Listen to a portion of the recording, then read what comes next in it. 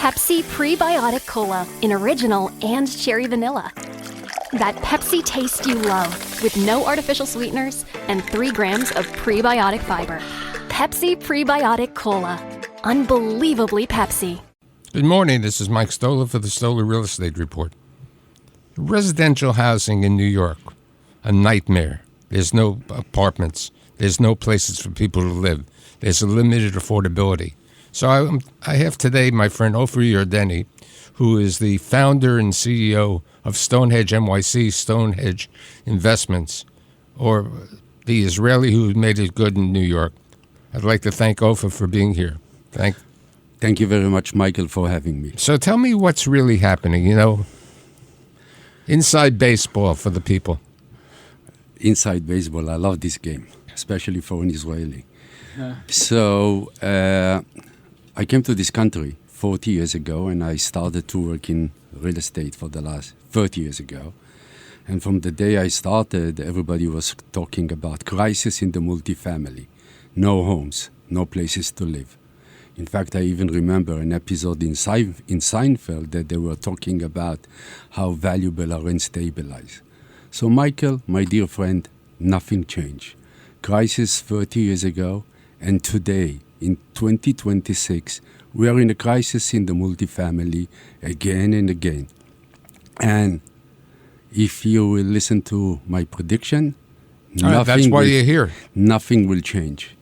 Nothing will change. Crisis will continue a year after a year, and prices will continue to increase a year after a year, and New York City will be the best market in the United States. We might have a crisis here and there, but overall it's the most stable market that I've seen in the world. And we are today in a market where I've seen the highest rents that I've seen in the last 30 years. The demand, I've never seen demand like today. And the occupancy is 97, 98, and you can be 100% if you want overnight, just reduce $100. And the biggest surprise is collection. Collection is 99%. So we are really in a wonderful market for owners that own multifamily in New York City. Now, I'm not talking about the boroughs. I'm not talking about necessary certain segments of the market. I'm talking about really the better location here in the city. But we need housing for the people who are working here, who are moving here. So that's another misconception that people are talking about. We need houses for working. Can you define to me what do you mean by working? Everybody is speaking about affordability, and they want to build apartment buildings that are at least an hour from the working place, like where we are on 800 3rd.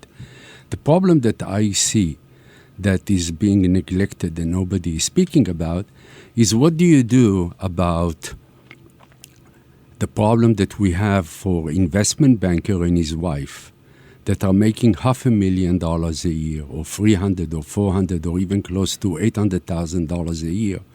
Where are they going to live?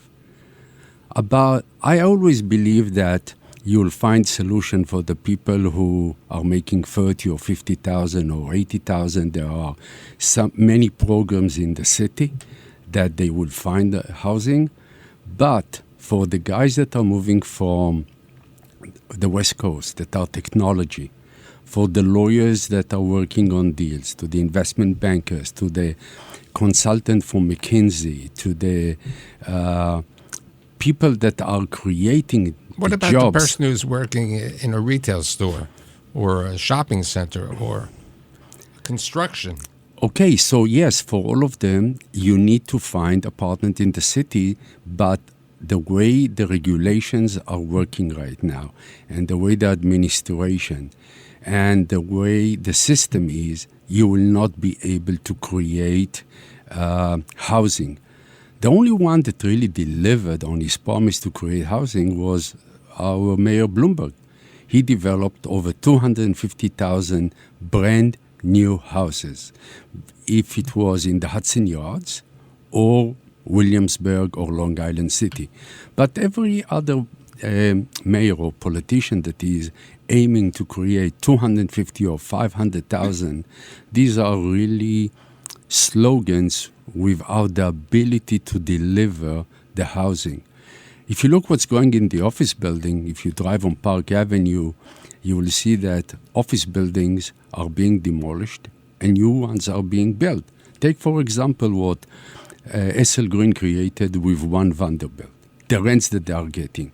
They took the risk, they demolished old office building, and they built a brand new office building. You can't do it in the Upper West Side or the Upper East Side or other parts of the city. The zoning restriction and even though with the city of Yes, it is almost impossible to demolish those old buildings and to build brand new buildings that can be a place for people to live. So I think that with the current way the system is working, rents will continue to increase and the demand will continue to be here. And I think that we are going to continue to talk about crisis in the multifamily. Okay, what about upkeep of these buildings, especially in light of the Act of 2019? So the upkeep is like any other building. I think that real estate taxes will continue to increase.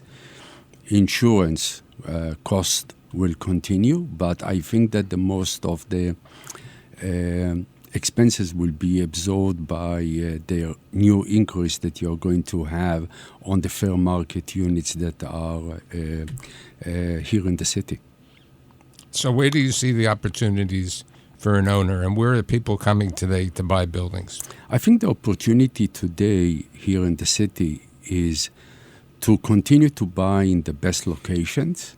For example, we bought few buildings in the Upper East Side. We see a renaissance in the Upper East Side where younger families prefer to stay in the city, and they wish to stay here and they continue to work. So we are buying buildings that were built in the 1960s, 70s, and we are taking two one-bedrooms and combining them to 3 bedrooms with washer and dryer, and we are providing them the ability to live in the city. And so we see continue to work in our building as a Rubik Cube. We always change the layout and we improve them. I think today the opportunities are the lack of availability of capital, equity to buy real estate. I think as much as the rents are at the record high, I think there is lack of capital in the core plus value add. And as a result of that, prices are down by 20-30%. And this is the opportunity for us to buy buildings for $500 or $600 a square foot that are maybe half of replacement costs. And by upgrading the buildings and from the lobby to the hallways and combining units, we are able to create double digits returns that we never saw before. So we are very, very excited about those opportunities. One, because of the lack of capital, and because of the huge demand that we see. I'd like to thank Ofer Yardeni for being here today. Thank you. Thank you, Michael.